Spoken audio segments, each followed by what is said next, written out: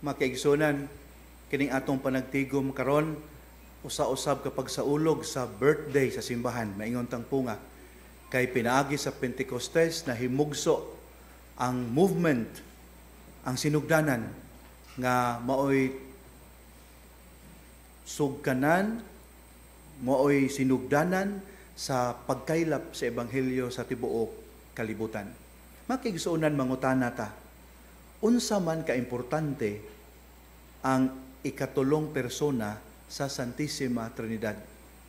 How important is the Holy Spirit? Kibaw ta sa tubag. Super important. Essential sa atong espirituhanong panaw, sa atong kinabuhi ug panaw isip mga Kristohanon. Importante. No question about that. Sama kini matud pa sa hangin nga atong giginhawa. Without it, wala sad ta. Pero sama sa hangin nga atong giginhawa, we often tend to take it for granted. Kanunay ba tagapasalamat sa Ginoo, Lord, thank you sa hangin. We don't pay much attention to it. Kay we presume nga naara na kanunay.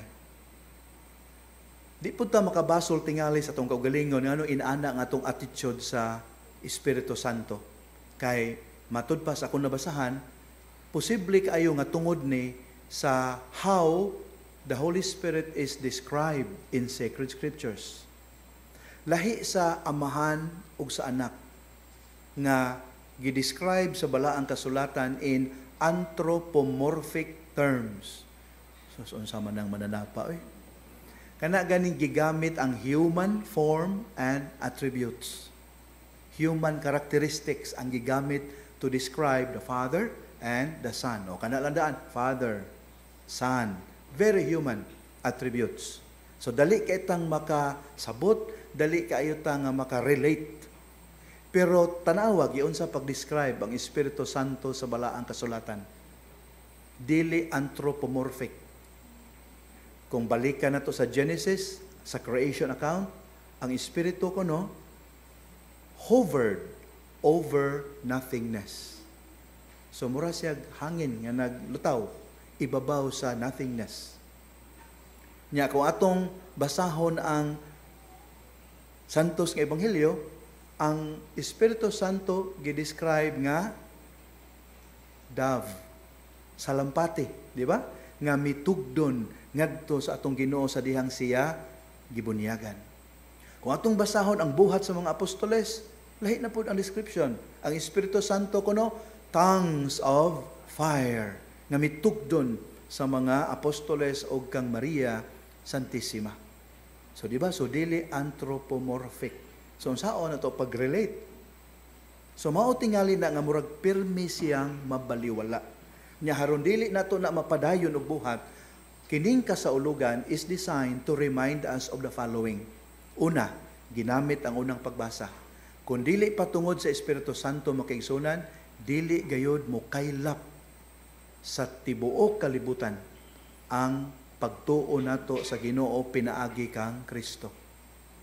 Ginamit ang nagkalain-laing pinulungan. Wa gid unta na mahitabo. Didto ra gid na dapita sa lugar sa atong Ginoo. Pero tungod sa Espiritu Santo, may kaylap kini like wildfire, maingon tang punga. Kung atong basihan ang ikaduhang pagbasa, makaingon ta, kung dili patungod sa Espiritu Santo, walay ecclesial life and ministry. Walay mga sakramento, walay balaang kasulatan, walay liturhiya, walay renewal movements, walay apostolate, walay various ministries. Pero tungod kay naa ang Espiritu Santo, napahimudsan ang nagkalain-lain natong giftedness. Lain-lain natong gasa.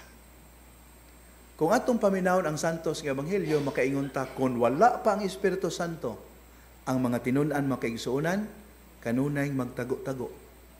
Di gyud sila makabaton sa kaisog o kadasig sa pagtuman sa gisugo kanila sa Ginoo nga isangyaw ang maayong balita to all corners of the world. Matud pa Salmo Responsorio, Ang Espiritu Santo mo'y maghatag ka nato kahigayunan nga makasinati ta og kabag-uhan, renewal. Wala untay experience of renewal, change for the better, kung wala pa ang Espiritu Santo. Kuli gid unta kaayo. Ambot lang, nakadungog diba mo ning istoryaha nga, kanang di ako nutoy, mukha usay tawag anang barangay, may igsuunan, kanagin lagi husayon, unay lupon taga pamayapa, maong tingali na. So mga silingan kontra sa usa ka kawatan nga batan-on. So gihusay. So human sa towards the end maingon ang kapitan nga naghusay. Sige so to summarize kay dugay-dugay na kitang lalisay din. Summarize sige. Yang gitudlo ang akusado. Ang konon ba nimo? Kaning giakusa sa daghan kaayo mga testigo nga ikay hinungdan, ikay person behind sa pangawala sa mga hinayhay, sa mga basiyo nga botelya, o sa mga utanon dito sa ilahang backyard. Be, sige na, haron mahumanta ni. O nga akusado mingon, sige sir, haron mahumanta ni, ako ang kunon. Pero ay lang po, kanang kuan, akong klaroho lang unsay yung giakusar nako, ay mao lagi, ikay nangawat ani tanan. Pangawat sa mga botelya, pangawat sa utanon, pangawat sa mga manok, pangawat sa uban pa, o etc.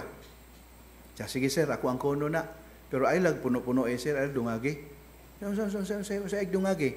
Sige sir, ako'y nagkawat sa mga basiyo soft drinks. Nakapangawat sa kog mga pipila ka palwa sa kuan ka nakamunggay. Nakapangawat sa kog pipila ka manok, basiyo, mga hinayhay. Pero wa jud ko hilabot anang gitawag nimo etc. sir. Si tawagan na, di ba, ignorance, misinterpretation, lack of discernment, lack of understanding. Maunay nahitabo sa mga tinunan. Nag-uban kanila ang Ginoo, pero wa pa manggod mahimpit ang presensya sa Espiritu Santo. Unang di kay sila kasabot. Layo ra kay tinuod ilang pagsabot. Recall, Mark chapter 8 verses 14 to 21. Mark 8, 14 to 21. Unsay sitwasyon? Nagpanaw sila. Unya ang Ginoo mikalit lagi sigot. Bantay gyud mo sa mga igpapatubo sa mga Pariseo ug sa mga magtutudlo sa balaod. Beware of the yeast of the scribes and the Pharisees. Unsay hubad sa mga tinunan? Basahan ninyo, malingaw mo. Mark 8, 14 to 21. Unsay ilang interpretation dayon? Naghinunghungay sila. Ay da, nasuko na kay wata magdagpan. Si Marcos mo gahisgot ana. Dili Marcos tong presidente ha, San Marcos ang ebanghilista.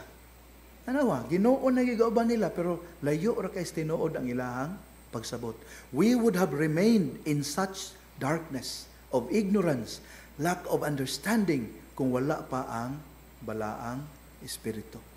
Munang importante nga sa kanunay hangyoon nato ang maong espiritu to guide us, to empower us, to enlighten us.